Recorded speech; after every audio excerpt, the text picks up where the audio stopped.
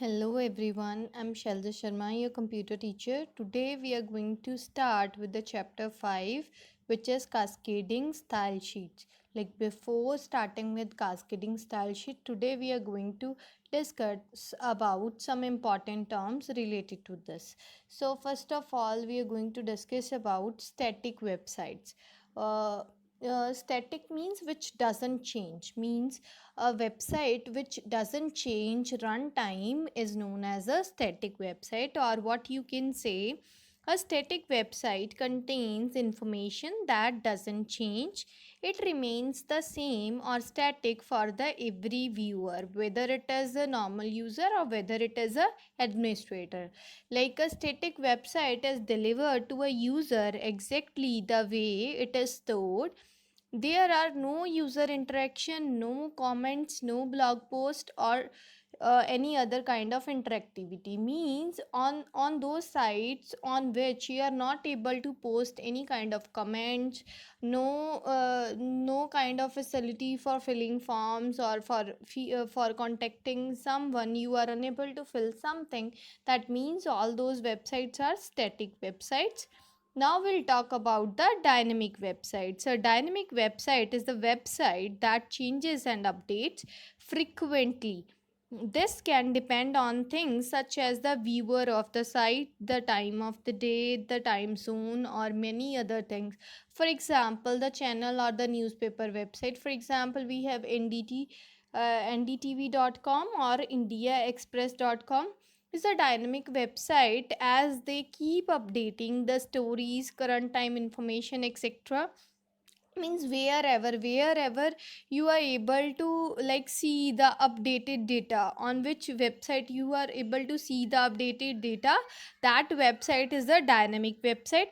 Similarly, an e-shopping website, as for example flipkart.com, is a dynamic website as they keep displaying information about their product as per viewers interest. Like we can filter the things accordingly. For example, if you wanted to search about clothing, you can select clothing and it will display only the products related to your selection. Okay, so that means some kind of dynamic functionality is there, means something is happening back end of that particular page. Fine, which is only possible in dynamic websites.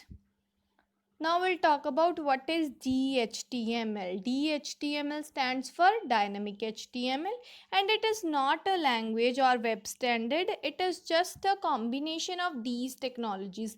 Which technologies? HTML, JavaScript, DOM, which is Document Object Model, CSS, which is Cascading Style Sheets. And to create dynamic web pages, we need DHTML technology.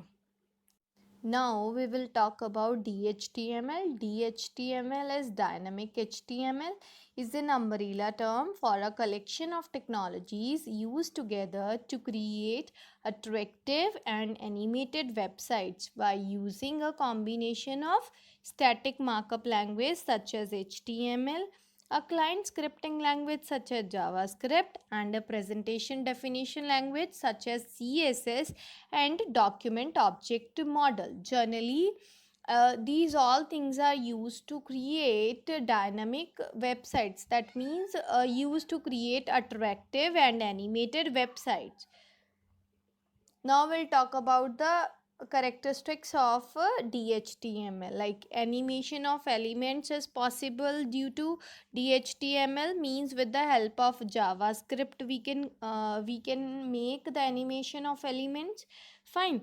A mouse rollover effects are possible because of this, like pop-up menus. You might have noticed when you open any of the websites, when you roll over any of the menus like home, about us, when you take your mouse cursor to that particular place, the background color changes of that particular link. Those all effects are known as mouse rollover effects, and that is possible due to DHTML. Fine, means those are possible due to JavaScript and CSS. Like then we have like pop-up menus, like on many of the website, when you edge over or the rollover on those particular links, a pop-up menu displays which has sub options. Okay, So then we have search facility, like DHTML also provides you the search facility, like then you can put your comments, like dynamic on dynamic websites, users might be able to put their comments. Okay, that is possible through DHTML. Then you can also fill your input forms or feedback form, and you can customize information as per your need. For example, on shopping, while doing shopping on website, you can filter things as per your need. Whatever you wanted to view, you can filter that thing. Okay, so now we'll talk about the DHTML components. What are DHTML components? It is HTML, CSS, JavaScript, and DOM. Now we'll talk about HTML. We have already done the HTML, okay, in a great detail. So I'll talk a little bit about the HTML. It is a basic markup language to create web pages and render them on browser. Generally, HTML is used to create static web pages. The HTML marks the content up into different structural types like paragraphs, blocks, lists, images, tables, forms, comments, etc. Means this the HTML is used to give structure to the text, like whether you wanted to write it into a list, whether you wanted to write it in the form of table, whether you wanted to write it in the form of any of block or paragraph, whatever it is, it generally used to give structure to the content. Fine. So now we'll talk about the CSS. Basically, it stands for Cascading Style Sheets. It is third set of design principles that tells how to format and display the elements on the web. It tells the browser how each type of element should be displayed. Generally, CSS is used for the formatting of the HTML elements. It is used to provide the style to the HTML elements at a one place, okay, at one integrated place. Fine. Now we'll talk about JavaScript. It is a popular scripting language which is embedded in a web page to include dynamic features to control, assess, and manipulate HTML elements. It tells the browser how to change the web page in response to events that happen, like clicking on something or changing the value in a form input. Like basically, the JavaScript is a client side scripting language. You can enable it or you can disable it as per your needs. Generally, there are many functions available with us in JavaScript. Like if you click on particular button, then the function will start work. Okay, there are many kind of other things are also available in JavaScript. Now we'll talk about DOM, which is document object model, is a standard object model for HTML. DOM defines the HTML elements as hierarchical model of objects along with the properties and the methods of HTML element. It generally defines the structure of the HTML elements. You can see here, for example, we have one code with us. For example, I have started HTML tag. Under HTML tag, I do have a head tag and the body tag. In head tag, I have only title tag. Inside the title tag, I have some text.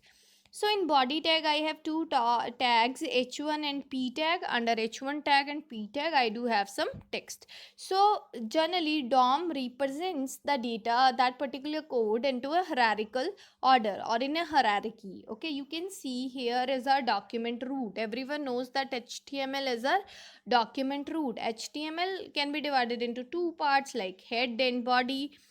And then on inside head, we do have title only. Right now we have which element? Title element. Under the title element, we have one text node, which is sample DOM.